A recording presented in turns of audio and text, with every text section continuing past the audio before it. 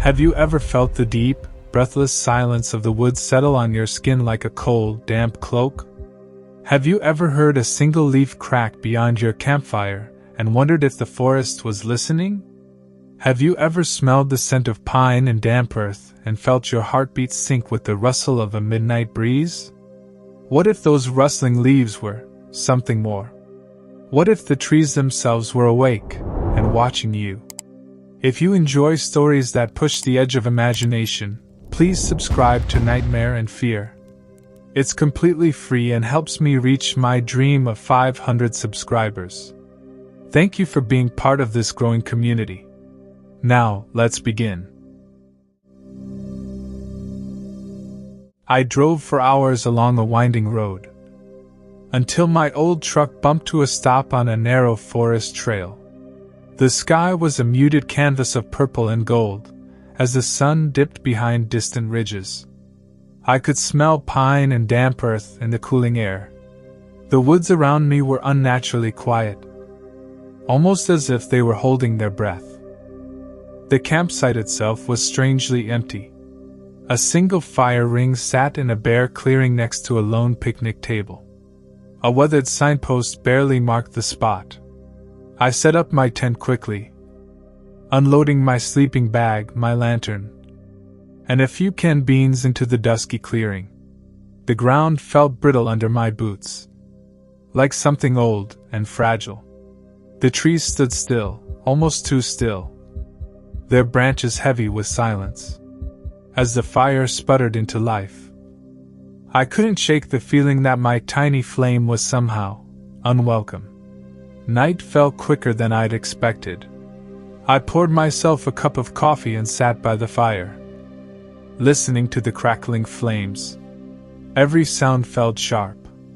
Every breath of wind carried too much silence between its whispers. I tried to focus on normal things. The smoky taste of my coffee, the soft glow of the fire, the twinkling stars above. But beyond the light, the darkness pulsed and breathed. Lying inside my tent, I listened to the last pops of the dying fire. The silence grew heavier, like a thick woolen blanket pressing on my chest. Then, a twig snapped. Sharp. Close. I froze. My ears strained against the darkness. Outside, I heard the slow rasp of something moving against bark. Deliberate. Pacing.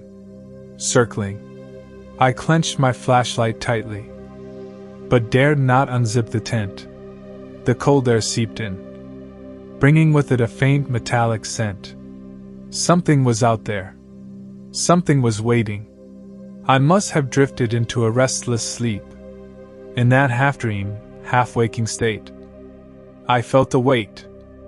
Kneeling just outside the tent, the thin canvas bowed outward, as if something unseen pressed against it. My heart raced in my chest. My fingers gripped the flashlight tighter, but I couldn't move. The branches above moaned, not from the wind, but from something else. Something waking up. Something ancient. I couldn't take it anymore. I burst out of the tent into the night. The flashlight beams swung wildly through the trees. The campfire, once low, suddenly flared with a brilliant blue-white light. In that momentary flash, the trees, they were not trees at all. Their bark was covered in glowing, pulsing moss, and their trunks seemed to lean toward me, watching, whispering. The air filled with hushed voices. Not words, but a chorus of soft, urgent murmurs. I stumbled backward. The world spun. The flashlight slipped from my hand, its beams sputtering uselessly in the dirt. The coldness wrapped around me like a drowning tide. The forest itself was alive, and I was unwelcome. I ran. Branches tore at my clothes. Roots tripped my feet. But I didn't stop. At last I broke through the tree line, onto a pale, misty ridge. The sky was lightening with dawn. The nightmare was fading with the shadows. Gasping, shaking, I collapsed into the wet grass, the fresh morning air burning my lungs. I dared to glance back. Just once. And for a heartbeat. I thought I saw something glittering deep among the trees. Watching. Waiting. Weeks have passed. But the memory clings to me like cold smoke. Every crack of a branch outside my window makes my heart race. Every darkened trail feels like it's breathing just behind me. Some campsites. They never forget you. Even when you try to forget them. If you enjoyed this story, please consider subscribing to Nightmare and Fear. It's completely free. And it would mean so much to help me reach my goal of 500 subscribers. More stories wait in the shadows. Will you be there to hear them?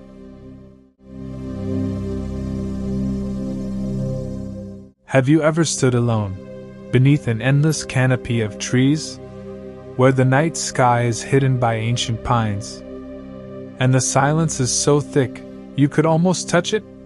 Have you ever felt the wind, whispering secrets through the leaves? Or caught a scent on the breeze, something sharp, something wrong?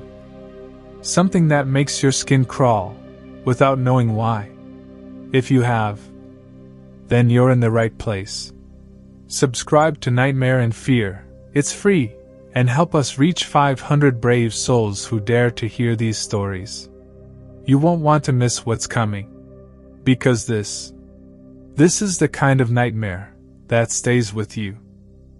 I remember the dusk perfectly. I had driven for hours down a narrow gravel road, deep into the wilderness of Pinecrest Forest, chasing the promise of a brand new campsite I had read about on a little-known hiker's forum. No official map marked its spot, somewhere beyond where the national park signs ended, and only uncharted trails continued. I didn't even know its name. The description was sketchy, a hidden glen with rocky ground and a clear stream. It sounded ideal for an adventurous night. When I finally arrived, the last rays of sun were sinking below the ridgeline. The forest closed in all around me, towering pine trees and gnarled oaks, their bark rough under my fingertips as I passed by. The air smelled of pine needles, cold earth, and the faint smoke of distant wildfires carried on a chill breeze. I stretched out my arms, inhaling deep. Everything ahead promised solitude, fresh air, and stars like I'd never seen. There was a small clearing hewn out between the trees, with damp moss underfoot and a cluster of stones forming an almost perfect circle, like an ancient fire pit someone had built long ago. I cleared some pine needles, mounted kindling and logs, and sparked flames against the cool evening air. The fire popped and hissed. Shadows danced along the edges of the trees. I sat in a camp chair, sipping lukewarm coffee, as the last light vanished. The woods fell silent. Even the crickets seemed unusually quiet. The only sounds were the gentle burble of the stream and the occasional soft pop from the fire. Around midnight, I first noticed a faint noise beyond the firelight, a soft scraping against bark, like fingernails slowly dragging across a tree trunk. My heart throbbed as a cool breeze brought a strange, metallic scent, sweet and coppery, on the wind. I coaxed the fire higher, but the darkness beyond remained impenetrable. I half apologized to the trees, voice quivering. "I'm sorry to intrude. I'll be gone by morning." Only rustling leaves replied. My hands shook as I crawled into the tent, the cold dew of night settling on my face. I burrowed into my sleeping bag, the metallic scent still lingering under my nose. Exhaustion finally claimed me, but sleep was fitful. At dawn, sunlight filtered through the trees, yet I felt more tired than before. Stepping outside, I froze. The stone fire ring was intact, but one rock had rolled a foot west. My camp chair was pushed across the clearing. Even the stream's course had subtly shifted. Everything felt wrong, and that same metallic scent drifted in the air again. Near a fallen log at the clearing's edge, I spotted symbols carved deep into the bark, 3 overlapping circles with a slash. I had explored these woods before. How did I miss this? My fingers trembled as I brewed coffee, trying to force normalcy, but my pulse hammered in my ears. Packing up, I took the old hiking path back. The trail first seemed familiar, a carpet of pine needles, birds chirping. But then I noticed tiny rock cairns every few paces, smooth pebbles stacked 3 or 4 high, each topped with that same carved symbol. My skin prickled as I hurried on. Breaking into a sunlit meadow, I saw the paved road in the distance. Relief washed over me. Then I noticed footprints pressed into the grass, dozens of tiny boot prints, each the size of my palm, all leading toward the road. I hadn't made them. My breath caught as I finally reached the road's edge and didn't look back. That night, I rebuilt the fire ring carefully and slept fitfully. Clouds swallowed the moon, and a stiff breeze rattled the branches. The flames hissed coldly. Then a low humming began, machine-like and resonant through the ground. The air reeked of something rotting. My flashlight died, and darkness swallowed me. Branches snapped just beyond the firelight. In the morning, I found more stones added to the fire circle, fresh symbols carved into the dirt, and an overripe berry smell thick in the air. My watch was gone. Panic surged as I packed, but just then I realized the straight trail had twisted into an impossible circle. The canopy darkened as the temperature dropped. I stumbled into a perfect ring of pines, an ancient grove I'd never seen before. At its center lay my old fire ring, glowing faintly in a shaft of moonlight. The humming pulsed through the earth. I understood at once. This forest was alive, and it was aware of me. Fear and adrenaline took over. I ran. Bursting from the woods, I nearly tripped over a glassy puddle. I stared at my reflection, until it warped into a monstrous grin with pitch-black eyes. I screamed, scrambled back to my car parked on the side road, and peeled away without looking back.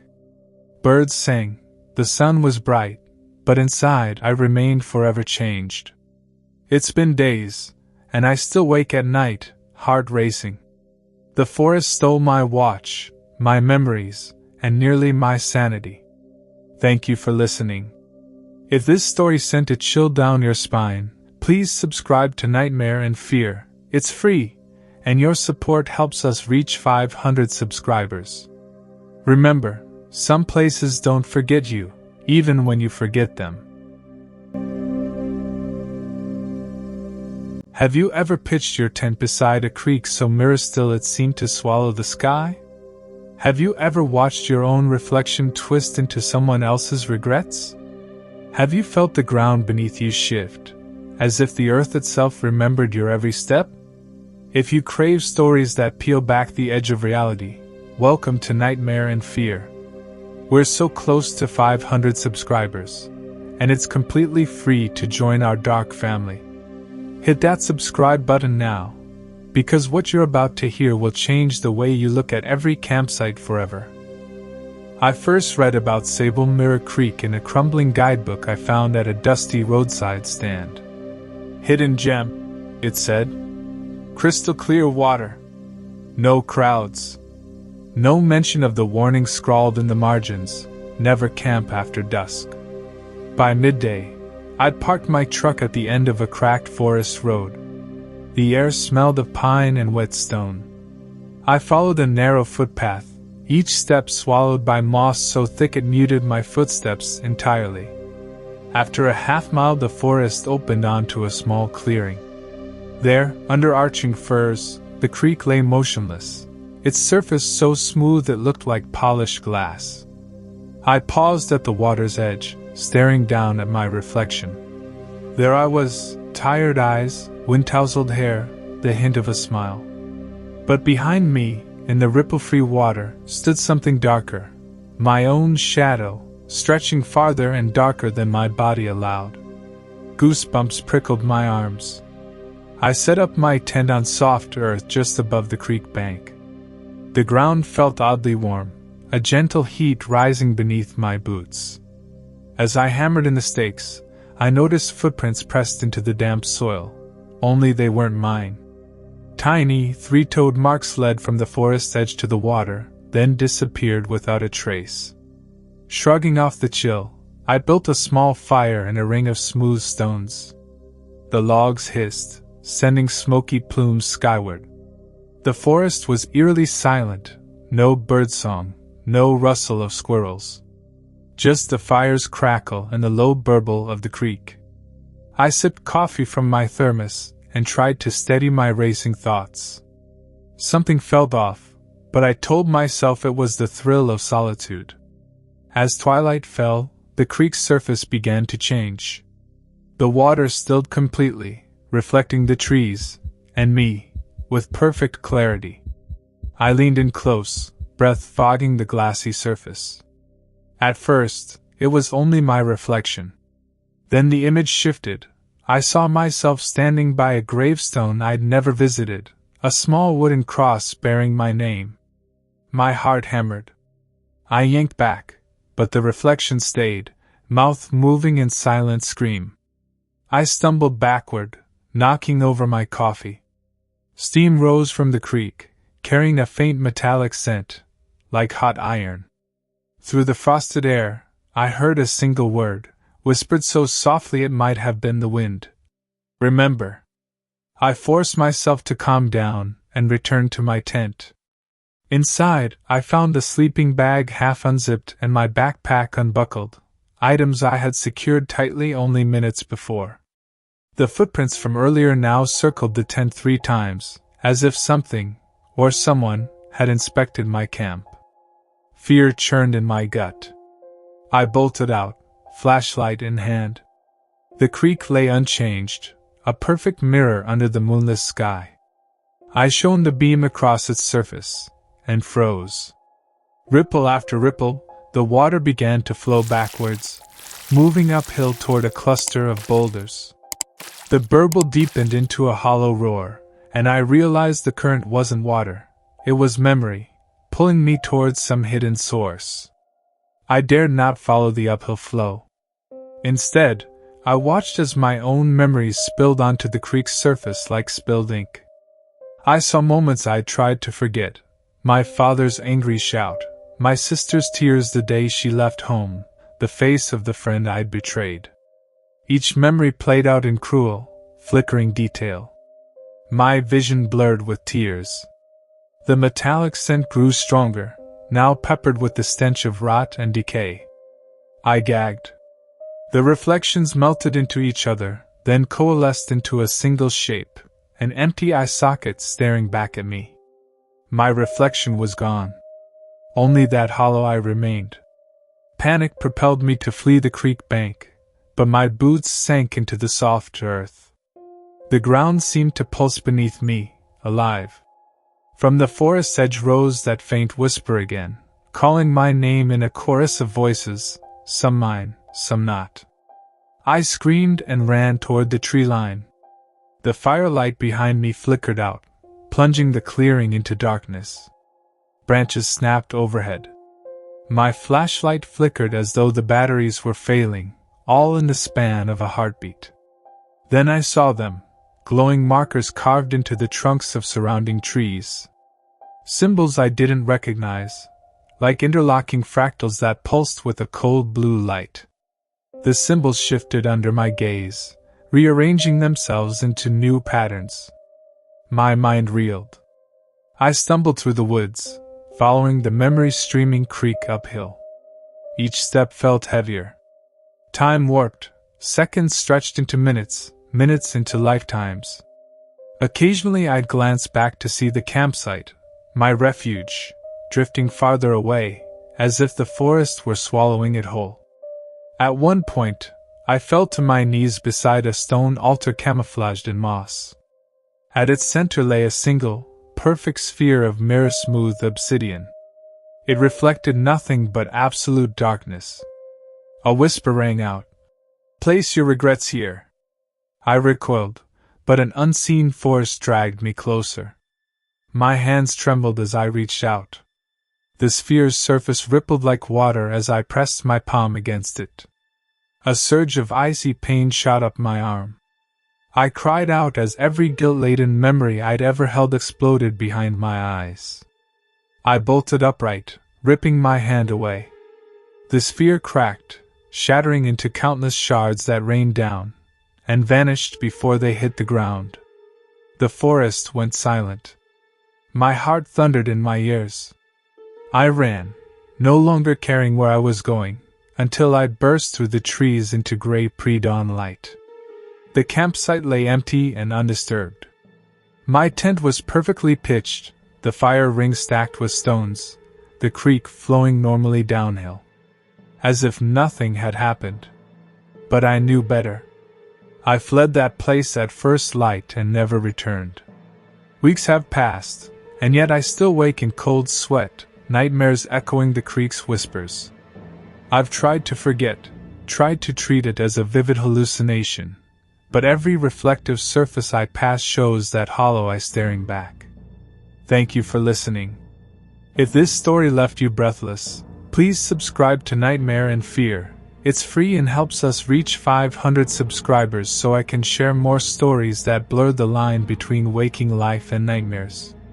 Some places don't forget you, even when you think you've left them behind. Have you ever pitched your tent where no map dares to wander? Have you ever felt the ground beneath you shift, ever so subtly, like a quiet heartbeat from the earth? Have you crept through moonlit woods and heard your own name whispered back by rustling leaves? What if the trees themselves remembered you? And what if they were trying to tell you something you couldn't bear to hear? If you love stories that blur the line between reality and nightmare, you're in the right place. Subscribe to Nightmare and Fear. It's completely free, and help us reach 500 subscribers. Because what you're about to hear will make you question every forest you ever trusted. I found Red Hollow Camp at the end of a crumbling service road, where the asphalt gave way to gravel and the mile markers ended. By late afternoon, my truck rattled to a stop in a small clearing ringed by red-barked pines. They towered overhead, their trunks glowing like embers in the sunlight, and the air tasted of iron and damp soil. My gut tightened as I stepped out. There were no signposts, no other vehicles, just an ancient fire ring of blackened stones and a single, moss-covered picnic table. The ground beneath my boots felt strangely warm, as if it had absorbed the sun's heat for centuries. I slung my pack over one shoulder and followed a faint animal path deeper into the woods. At first, the forest seemed normal, birdsong, squirrels darting between branches, shafts of light dancing on the ferns. Then, just beyond the fire ring's edge, the path vanished into a tangle of roots and undergrowth. I backtracked to where I had entered the clearing and found nothing. The path was gone. In its place was a circle of flat stones embedded in the earth, each etched with a different symbol, none I recognized. A chill crept down my spine. I hadn't seen those stones minutes before. I returned to my campsite, shaken, and pitched a tent inside the old fire ring. The pines above formed a tight canopy, blotting out the sky. I built a fire and sat on the mossy picnic table, sipping hot tea from my flask. By dusk, the forest grew unnaturally still. The usual chorus of crickets and frogs fell silent, as if swallowed by the hush. My flashlight beam caught fleeting shadows at the tree line, too slow to be birds, too small to be deer. Each time I blinked, they vanished. At exactly 9:13 p.m., I heard it, a faint, mechanical ticking, like a clock buried deep in the earth. I froze, listening. The ticking grew louder, steady, deliberate, coming from the trunks of the pines themselves. I stepped forward, hand outstretched, and placed my palm against one scarlet bark. It vibrated under my touch, each tick echoing through my bones. Carved faintly into the bark, half swallowed by moss, was a perfect watch face. No hands, just tick marks. My heartbeat thundered as the ticking doubled in tempo, then slowed, then stopped completely. Shaken, I backed away and returned to my tent. Inside, I found my watch lying on the floor, though I'd never taken it off. Strangest of all, its face read 3:47, despite my watch being set to local time. I twisted it in my hand. The hands moved backwards. Outside, the air smelled of burnt resin and old paper. A breeze whispered through the tent flap, carrying what sounded like distant laughter, or crying. I couldn't tell which. Unable to sleep, I emerged and stoked the fire. The flames danced unwillingly, casting the shadows of my own limbs back at me, only they moved independently, stretching and twisting as though alive. Each flicker revealed a new carving on the stones of the fire ring, faces contorted in silent screams. I heard my name again, clear and deliberate, spoken in my own voice, then another voice layered beneath it, older and softer. I spun around, flashlight bobbing, but saw only the pines standing guard in the gloom. At 1:01 a.m., I ventured back into the woods, drawn by the ticking. The path reappeared, winding in impossible loops around the clearing. I realized I was walking in circles. Every time I thought I'd return to camp, I found myself before the creek that ran uphill. The water flowed backward, tumbling from nowhere into nowhere. My footsteps kicked up damp earth. Tiny crystals glittered in the mud, pale, glassy shards like broken watch faces. I kicked one aside, and it shattered into dozens of miniature gears and springs. Panic seized me as dawn's first light began to glow pale gold through the trees. I sprinted toward the clearing, ripping aside branches, my lungs burning. The forest seemed to lean in, rustling leaves in mock applause. I burst into my campsite, grabbed my pack, and hurled it into the truck. As I splashed gravel on the floorboards, I looked back. The fire ring stones had rearranged themselves into a spiral, each rock tick by tiny ticks shifting under unseen hands. I slammed the door, heart hammering, and sped away. By the time the sun fully rose, I was miles down the highway, hands shaking on the wheel. I glanced in the rearview mirror. The pines had vanished, replaced by rolling hills and distant telephone poles. My digital clock blinked wildly. 12 o'clock, 2400 hours, midnight, before settling on normal time again. I pulled off at the next rest stop, stepping onto pavement that felt impossibly solid. The air smelled of gasoline and dawn, real dawn, and I nearly laughed with relief. It's been weeks, but I still wake to the sound of ticking beneath my skin. Every clock I pass seems to flicker, or stutter, or slow for a heartbeat, just long enough for me to swear I hear my name whispered in its chime. Thank you for joining me by the fire. If this tale of shifting time and silent markers chilled you to the bone, please subscribe to Nightmare and Fear. It's free, and helps us reach 500 subscribers for more nightmares woven from the edges of reality. Some places don't forget you, even when you forget them.